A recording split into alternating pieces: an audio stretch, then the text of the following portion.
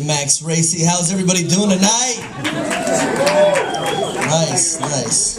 Let you know, my style of comedy has been described as a little obnoxious, a little aggressive, but I keep coming back and eventually you just get used to me. That's right, my style of comedy has been described the same way that they describe genital herpes. I really wanted to knock it out the park tonight because I knew we'd have a large crowd, so I was going to use visual aids. Unfortunately, right before I came to the show, I couldn't locate my Magic Johnson poster. It's sad. Now you just gotta hear jokes. Is it me, or is Magic Johnson like the Superman of AIDS? That guy was diagnosed over 20 years ago and he's gained well over 20 pounds, which proves one of two things. There's a cure out there reserved solely for the rich, or Irving's Johnson truly is magic. Do you think every once in a while he gets wasted and just busts into an AIDS clinic and goes, "Bet you wish you could dunk"?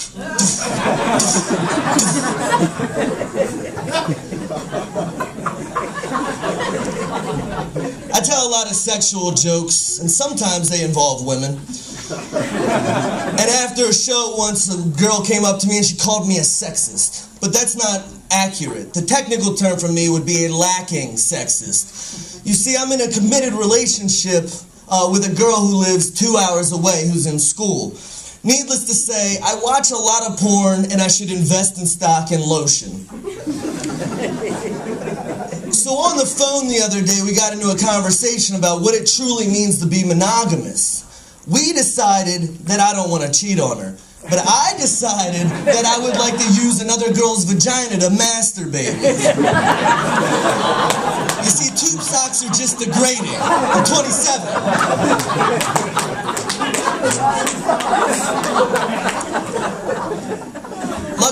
Luckily for our strained relationship, she came home over the weekend, so not only did I get to see her, but I got to sleep with her. Right? But it was terrible for the simple fact that it proved once and for all that I'm getting really, really out of shape. I kept getting winded after sex, when she was on top. Unfortunately, she failed to tell me that she stopped taking her birth control medicine due to the infrequency of our intercourse. Right? Which means I had to shell out $40 and drive to CVS to get the morning after pill. I thought it would be hilarious if I pulled into the expecting mother's parking spot and had her take the walk of shame alone. So as I'm pulling in, I began to chuckle, and I looked over and she began to cry, which instantly made me wish that I had pulled out. Take that 2 ways. So I parked the car, right? And I decided to tell her a joke, because that's what I do. In fact, that's who I am. A joke. So I tell her, I said, "Baby, it's okay, don't cry. We can turn around and go back to my house, but when we get there, make sure you put a helmet on, because you're going down the steps. Twice. Just to be safe, like we should have been the first time."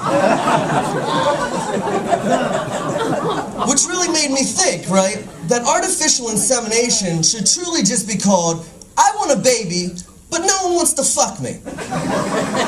Because getting a girl pregnant really isn't that hard. Insert cock, rinse, repeat. It doesn't take a genius.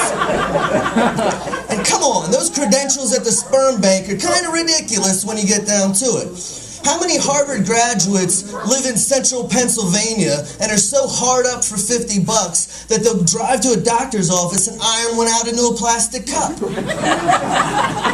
knew Harvard had such an extensive art department?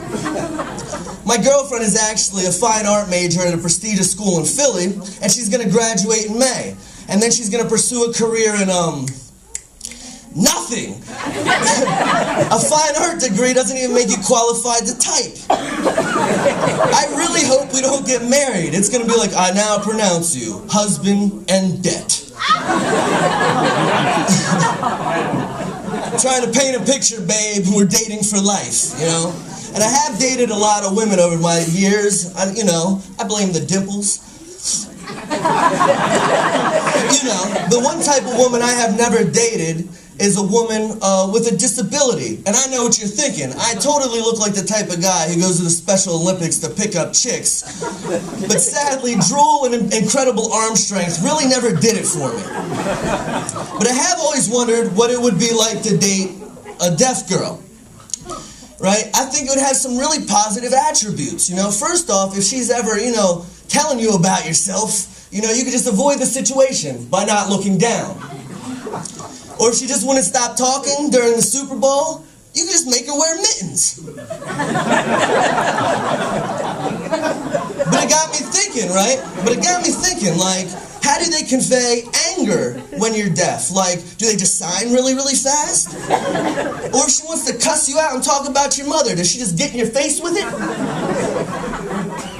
Or what if you were dating a deaf black girl who was pissed off and wanted to cuss you out? Do you think it'd be like this?